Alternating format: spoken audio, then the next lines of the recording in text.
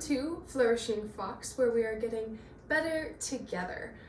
First off, a quick apology for the fact that it has taken us so long to get our next video up. That one's actually not our fault, because you see, we had this really cool video that we were going to explain the modern metagame, but then bans everywhere. Bans here, bans there, bans everywhere. So we had this cool deck tech where we were going to talk about a deck that involved Uru. Banned. No good. Then we were going to have another deck that focused on like Field of the Dead and whatnot. Nah. Banned. So every video that we created immediately became irrelevant to the discussion of Magic the Gathering, the metagame. But now the metagame is in absolute distress, as you put it. Yes. And so there is no metagame for us to discuss.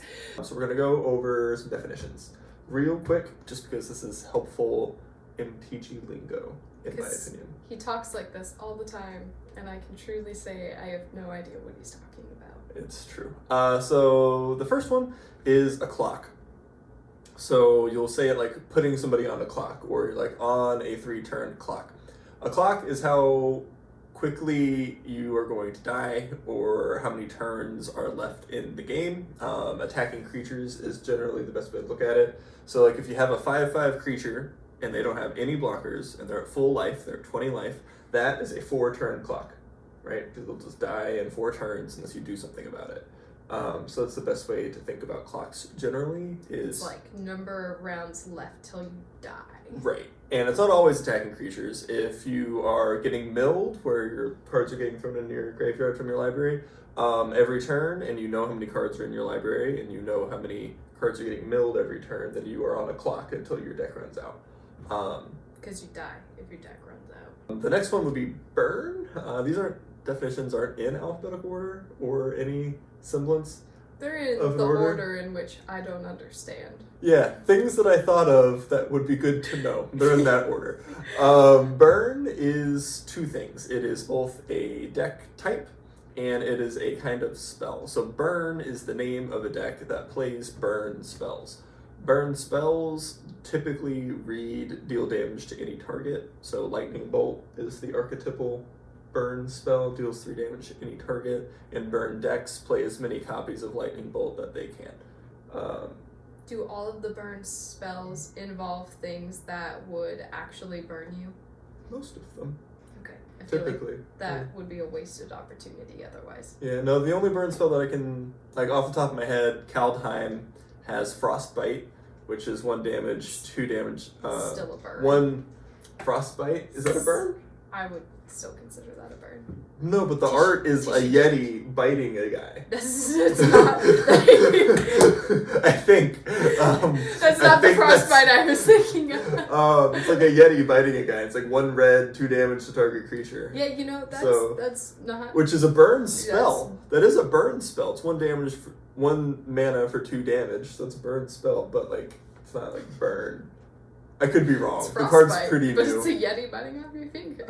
Anyway, next definition is disruption.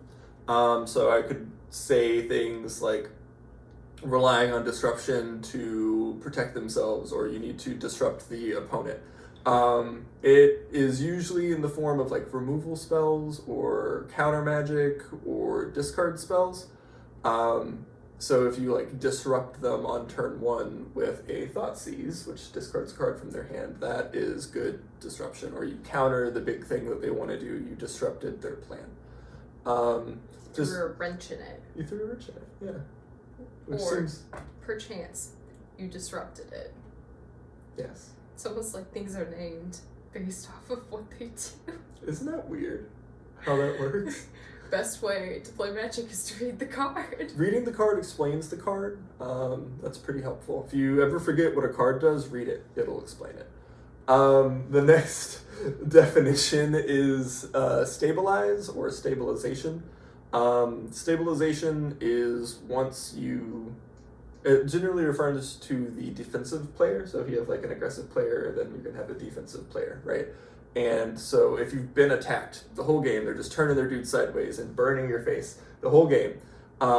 you can stabilize and regain control of the game by removing their creatures, or maybe they run out of gas. Gas is cards in hand, things to do. They run out of gas. And then you get the opportunity to stabilize, and you are no longer actively losing the game. So whenever I play Magic against you, my goal is to stabilize against the fact that you're wrecking me. Yes, that is the plan. Actually, that's a really good point. She plays an Angels deck, which doesn't really do anything until turn 5 when it can start playing Angels. So her goal is to survive the early game and then stabilize by playing a large life-linking Angel. Oh, I just meant because I'm bad and he's good, but she's not that bad. Too. So that's stabilization. Next is going over the top. Do you know what going over the top means? Read the card, and it'll tell you what the card does. This is not that. This is one instance where reading the card doesn't explain it. Ah! Going over the top, it's colloquial. It's not on a card. Oh, okay. Going over the top just means doing a bigger thing than your opponent is capable of handling. So it's kind of like there's always a bigger fish. There's always a bigger fish. So if you were playing an aggro deck full of small 1/1s and 2/2s, and you're trying to beat them in the early game, then you would go over the top of that by playing an Angel. You know what I mean? That's it. It's over the top. They have no way to beat a 5/5 lifelinking Angel. They just can't do it. Their burn damage doesn't do enough to kill it. Their creatures are too small to get through it, and it has lifelink, so you'll stabilize and gain yourself back. You went over the top.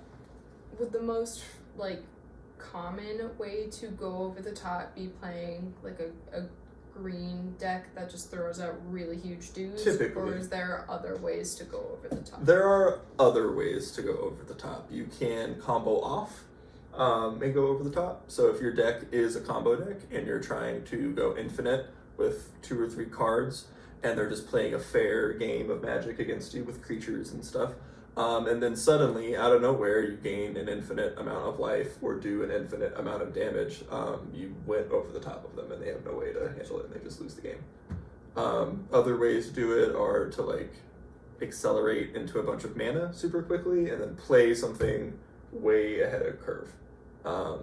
I don't know if we've defined curve. Would you like me to define curve? I think defining the curve would be...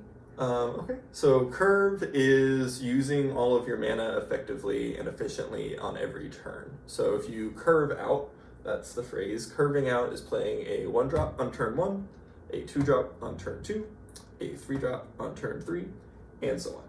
You're doing something with all of your mana effectively on every turn. Curving out can also sometimes mean playing a 2-drop and a 1-drop on turn 3, but that's not as efficient as playing a 3-drop on turn 3 because it uses 2 cards, and card advantage is an important thing to think about. So our next definition is tempo.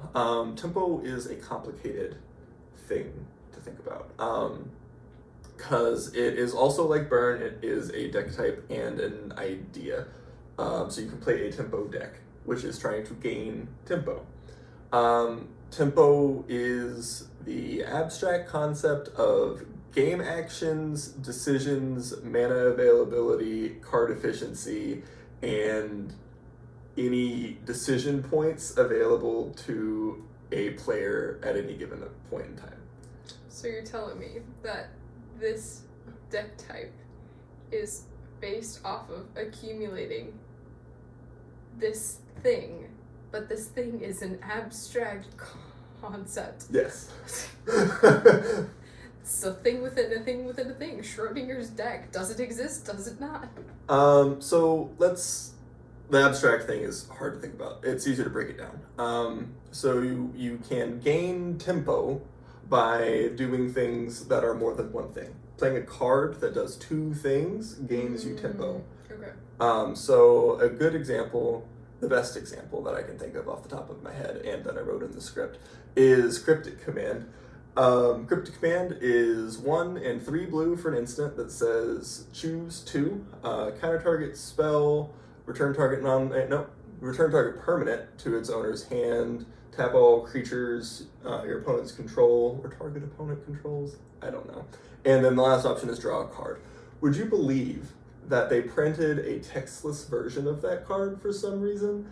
Also, the order in which the effects resolves matters because you can't counter it and then bounce it. Like, it matters the order that they're in, and they printed a textless version of it. It's ridiculous. What would the textless version? It's just full art. It's one blue, blue, blue cryptic command, full art of just the art. There's no words on it. Oh, wow. And it has 4 modes in which the order of the modes matters. It's ridiculous. We can cut this. So cryptic command has 4 modes. You can choose any 2 of them, and all of them gain you small amounts of tempo. So if you counter the creature spell and tap down all of their creatures when you are attempting to stabilize, you gain a bunch of tempo. They didn't get to do the thing that they wanted to do that turn, and they don't get to attack your life total. So you cost them a card, because you countered a card, and a combat step, because you tap other creatures with 1 card. So that gains you tempo. So it's almost like inertia, like getting going in the game. Okay. Yeah. That makes way more sense. So that's like the idea of tempo. There's 2 ways to use tempo in a deck. There are tempo decks and mid-range decks. Mid-range decks take tempo away from your opponent by making them discard cards, or by removing their creatures, or by playing a planeswalker that generates value over time. Keeping them from playing Magic. Right. Whereas tempo decks normally play blue and are attempting to do things at instant speed and draw cards, or play creatures that draw cards, or do fancy tricks like Cryptic Command, where they are trying to gain tempo and card advantage, whereas mid-range decks attempt to take away tempo from the opponent, if that makes sense. Yeah, like either you make yourself better, and in the other deck type, you make them worse. Right. Whereas they are both revolve around the idea of tempo and card advantage. Or inertia. Or inertia. Which is a better word for it. It's been called tempo for 25 years. I don't know what you want me to do. They didn't ask me. Please like and subscribe, so hopefully we can get content out faster without ban lists. And hopefully we'll see you soon. Bye!